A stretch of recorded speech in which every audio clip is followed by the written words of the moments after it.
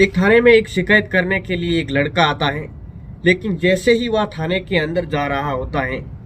रास्ते में उसे एक संतरी मिल जाता है। एक संतरी महिला सिपाही होती है। उसकी है जो खूबसूरती को देखते हुए उस लड़के को कुछ होने लगता है, और जब शिकायत करने के लिए वापस आता है तो उस लड़के से है जो कुछ ऐसा बोलता है कि जिसे लेकर जो पुलिस वाली होती है वो बहुत ज़्यादा उसे गुस्सा आ जाता है। उसे है जो इस बात का विरोध किया जाता है, लेकिन वो विरोध उतना नहीं कर पाई जितना कि उसे करना चाहिए था। इसी बात को देखते हुए उसने कहा कि अगर तुम चाहो तो उसे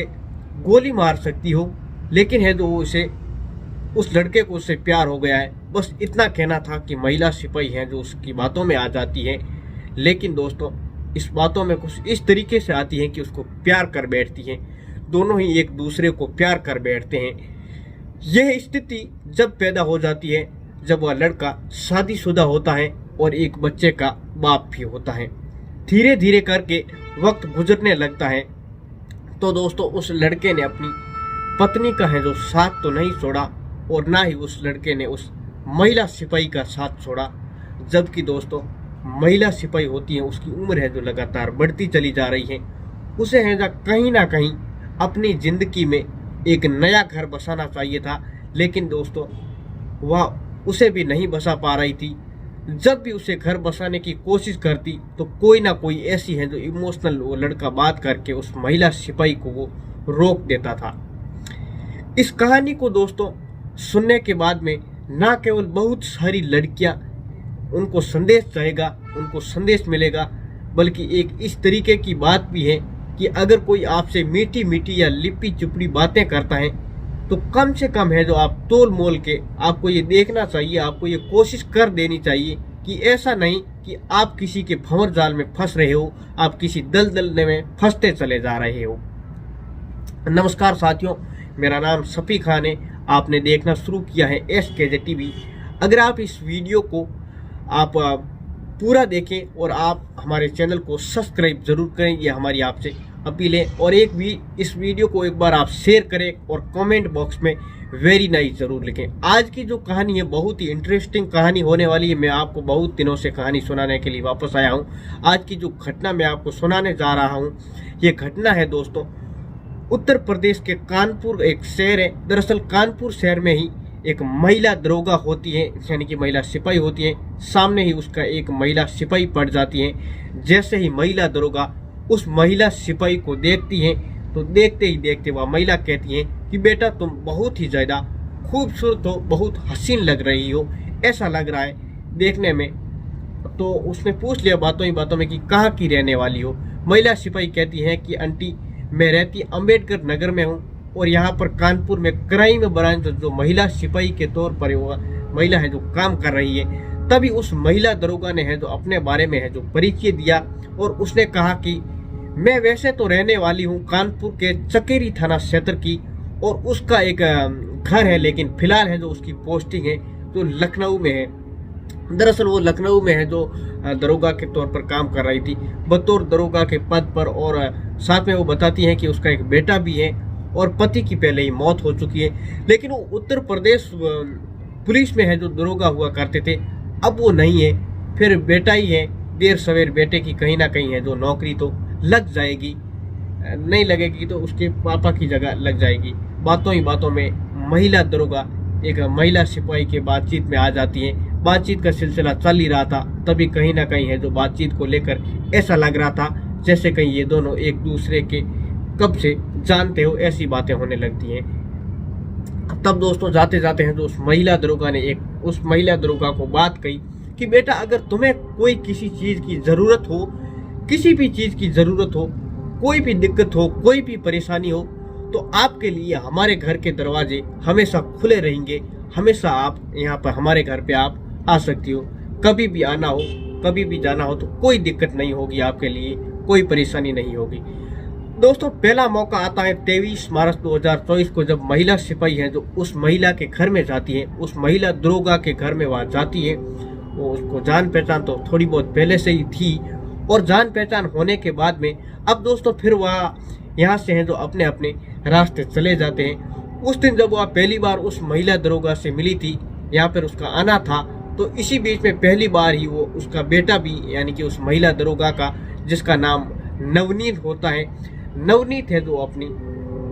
वो भी उसको जान पहचान बना लेता है। जान पहचान कुछ इस तरीके से बनाई कि वो है जो तैयारी कर रहा है, यदि उसको कहीं अच्छी नौकरी नहीं भी मिल पाई तो वह यूपीएससी की तैयारी तो कर ही रहा है, कोई बड़ी नौकरी उसे नहीं मिल पाती है, तब वह मृतक आश्रम में अपने पापा की जगह है जो नौकरी ले लेगा। क्योंकि दोस्तों पापा है जो उसका दरोगा है, उनकी तो मौत हो चुकी है, शायद है जो कम से कम नौकरी है जो ऐसी नौकरी तो उसको मिल ही जाएगी। महिला सिपाही के उसके प्रति है जो इम्प्रेशन और ज़्यादा बढ़ने लगा कि ये घर ठीक ठाक लगने लगा, और माँ ने है जो जिस तरीके से बातें की थी उसे लग रहा था कि शायद है जो उसे अपने घर की वो बहू बनाना चाहती है। बस ये पहली मीठी मीठी बातें थी उस महिला सिपाही की, जो बातें थी ऐसी बातों में वो दिमाग में ले लेती है, कहीं ना कहीं है जो इस घर के प्रति है जो बड़ा विश्वास जमा लेती है। और एक बार ऐसा होता है कि जब महिला दरोगा है जो इस घर पर थी ही नहीं और अपनी ड्यूटी पर थी, और महिला दरोगा के बेटे ने है जो उस महिला सिपाही को अपने घर पर बुलाया और उसके लिए है जो चाय नाश्ते का इंतजाम किया। जब चाय नाश्ते का इंतजाम होता है तो इसी बीच में है जो उसको कोल्ड ड्रिंक दी जाती है, और कोल्ड ड्रिंक पीने के बाद में वह महिला तो एकदम सो जाती है, क्योंकि नशीला पदार्थ कोल्ड ड्रिंक के अंदर मिलाया था। जैसे ही वो नशीला पदार्थ महिला है जो उसको कोल्ड ड्रिंक के साथ में वह पी लेती है, जाहिर सी बात है कि उसको है जो नींद आने लगती है। अब दोस्तों इसी मौके का फायदा है जो उस महिला दरोगा के बेटे ने उठाया, और उस महिला के साथ में उसने शारीरिक संबंध भी बना लिए, और ना केवल शारीरिक संबंध बनाए बल्कि है जो उसके अश्लील पिक्चरें और अश्लील वीडियो सब कुछ बना लिए और अपने मोबाइल में है जो कैद कर लिए। जब है जो उस महिला सिपाही को होश आया तब तक है जो काफ़ी देर हो चुकी थी, बहुत टाइम हो चुका था और वह अपने घर जा चुकी थी। लेकिन यहाँ से है जो करे तो क्या करें, शायद उसने है जो पहले दिन यहाँ पर विरोध कर लिया होता, शायद है जो कभी कहानी ये बनती नहीं, और मैं कहानी आपको ये कभी सुनाता ही नहीं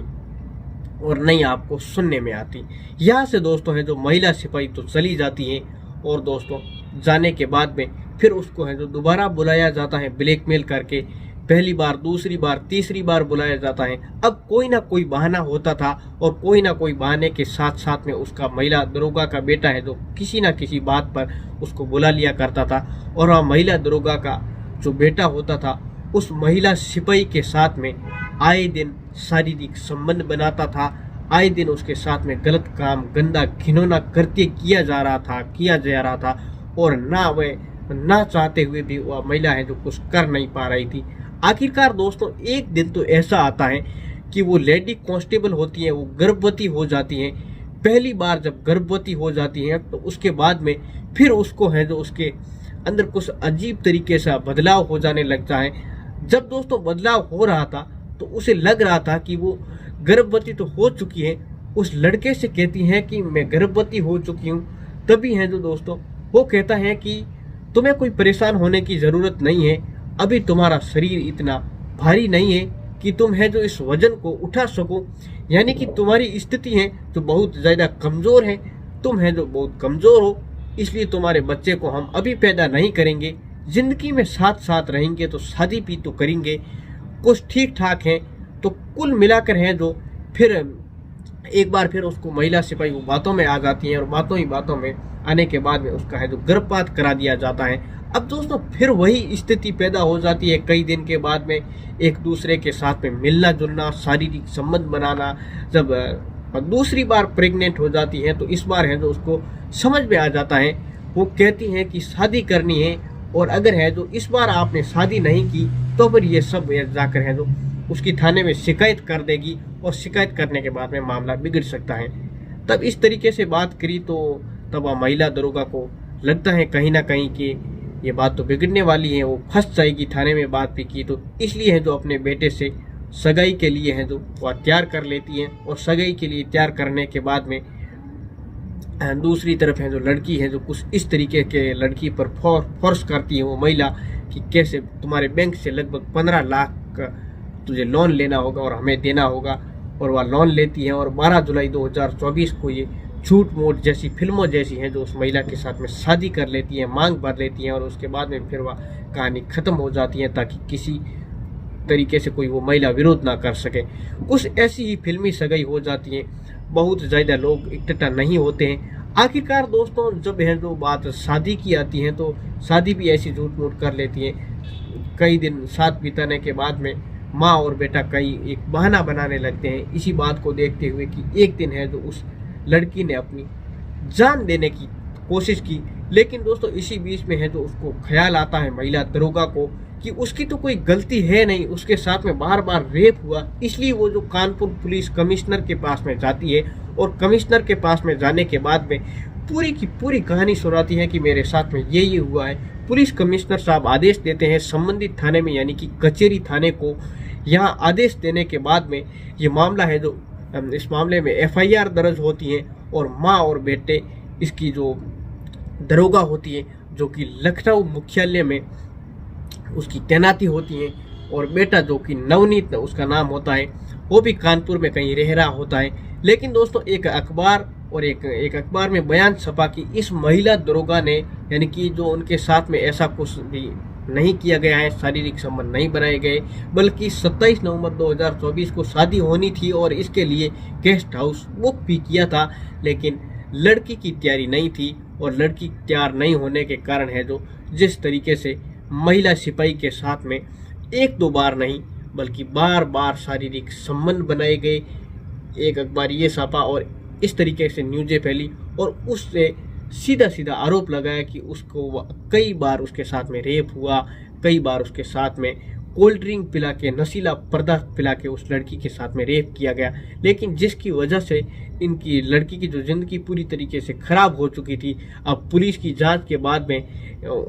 स्पष्ट हो सकेगा कि कौन सही है कौन गलत है। लेकिन दोस्तों ये जो कहानी है जो इस तरीके से सामने आई है, उत्तर प्रदेश पुलिस की भी बहुत ज़्यादा बदनामी हुई, बल्कि है जो इस तरीके के सवाल भी खड़े हो रहे हैं कि लड़कियां चाहे पुलिस में हो, चाहे घरों में हो या फिर कहीं ना कहीं हो, उनका है जो सुरक्षित रह पाना है जो इतना आसान नहीं है जितना आसान है जो लगता है। दोस्तों हमारे पूरे घटनाक्रम को सुनाने का उद्देश्य किसी को परेशान करना नहीं है, किसी को दिल दुखाना नहीं है, बल्कि आपको सावचेत करना है, आपको जागरूक करना है। उम्मीद करता हूं कि इस कहानी आपको अच्छी लगी होगी और कहानी सुनने के बाद में आप एक वेरी नाइस कमेंट बॉक्स में अपना कमेंट ज़रूर लिखें। दोस्तों हमारा मकसद था कि किस तरीके से महिला दरोगा के साथ में रेप हो जाता है और किस तरीके से एक महिला दरोगा दूसरी महिला दरोगा को फंसाती है। नमस्कार, मैं सफ़ी खान।